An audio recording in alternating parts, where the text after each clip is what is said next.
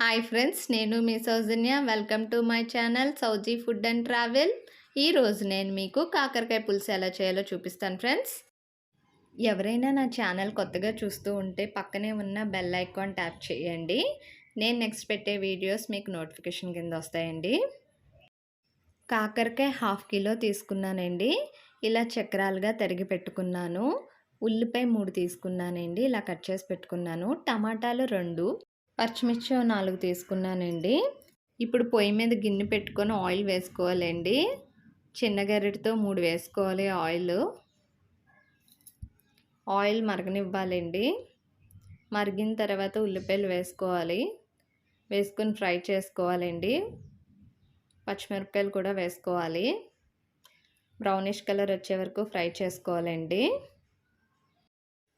ఒక పెద్ద నిమ్మకాయ సైజ్ అంత చింతపండు తీసుకోవాలండి. చింతపండు పులుసు అండి ఇది. దీన్ని కాసేపు నానబెట్టుకోవాలి. ఉల్లిపాయ వేగుతుందండి. బ్రౌనిష్ కలర్ రావాలి. ఇప్పుడు టమాటా ముక్కలు వేసేసుకోవాలండి.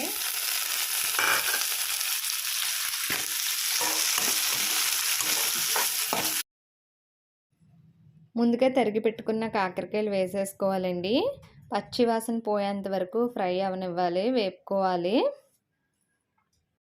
కాకరకాయ అయితే షుగర్ పేషెంట్స్కి చాలా మంచిదండి. షుగర్ పేషెంట్స్కే కాదండి, నార్మల్ పీపుల్కి కూడా చాలా మంచిది కాకరకాయ హెల్త్కి. కారం 1 స్పూన్, 1/2 టీ స్పూన్ పసుపు,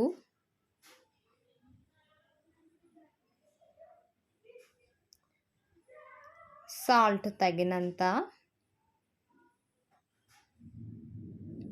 ఇప్పుడు కలుపుకోవాలండి. ఉప్పు కారం బాగా ఆ ముక్కలకు పట్టాలి. బాగా మిక్స్ చేసుకోవాలన్నమాట. చింతపండు పులుసు అండి. చింతపండు పులుసు వేసేసుకోవాలండి. ఇప్పుడు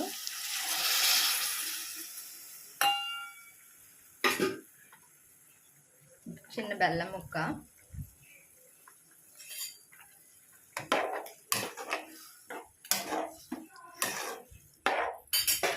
టెన్ మినిట్స్ కుక్ అవనివ్వాలండి. మూత పెట్టేసుకుందాం. ఇప్పుడు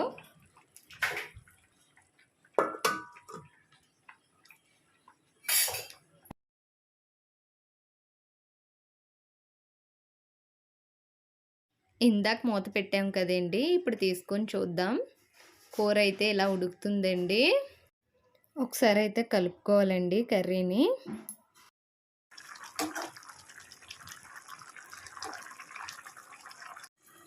మూత తీసుకొని చూసుకోవాలండి. కూర అయితే రెడీ అయిపోయింది.